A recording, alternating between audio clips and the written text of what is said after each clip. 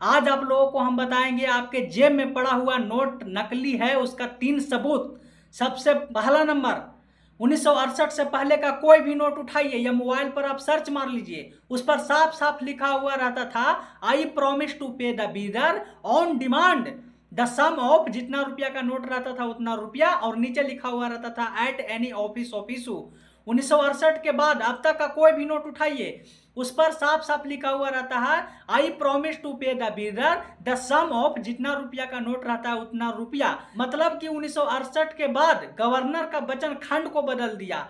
किसी का भी वचन खंड को आप बदल नहीं सकते हैं, अपना भी दिया हुआ वचन खंड को आप बदल नहीं सकते हैं, फुल स्टॉप और कॉमा तक चेंज नहीं कर सकते हैं। लेकिन ये सब 1968 के बाद गवर्नर का ही वचन खंड को बदल दिया। तो ये पहला सबूत हो गया। दूसरा सबूत, आप नोट के कोना में देखिएगा, यहाँ पे लिखा हुआ रहता है granted by the central government. तो भारत सरकार का 3 ही नाम है, government of India, Republic of Bharat और यूनियन ऑफ इंडिया। ये 3 ही नाम है।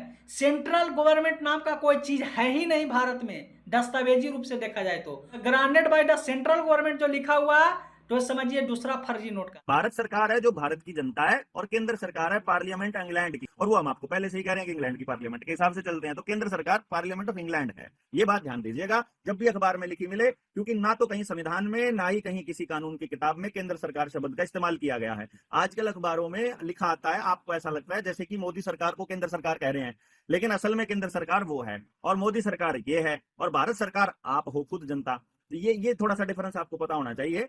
तीसरा फर्ज क्या है, नोट उतना ही छपना चाहिए जितना आरबीआई के पास सोना है, और वो भी पेपर करेंसी एक्ट 1882 और भारतीय सिक्का निर्माण 1906 के नियम के अनुसार, जिसमें अगर 1 रुपया छापना है तो 777 मिलीग्राम सोना आपको आरबीआई के पास रखना पड़ेगा, तभी आप 1 रुपया छाप सकते हैं।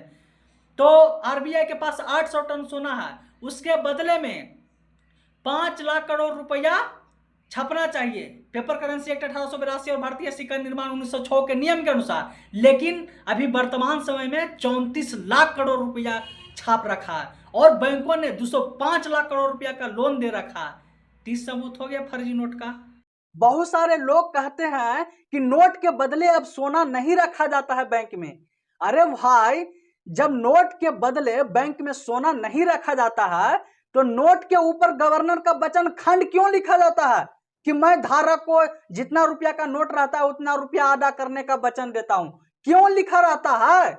अगर नोट के बदले में अब रुपया नहीं रखा जाता है, तो रुपया मतलब सोना नहीं रखा जाता है, तो इसका मतलब जब भी नोट छपता है तो सोना के बदले ही नोट छपता है, और पेपर करेंसी एक्ट 1882 और भारतीय सिक्का निर्माण 1906 के नियम के अनुसार ही छपता है। अपना नोट के बदले सोना ले सकते हैं।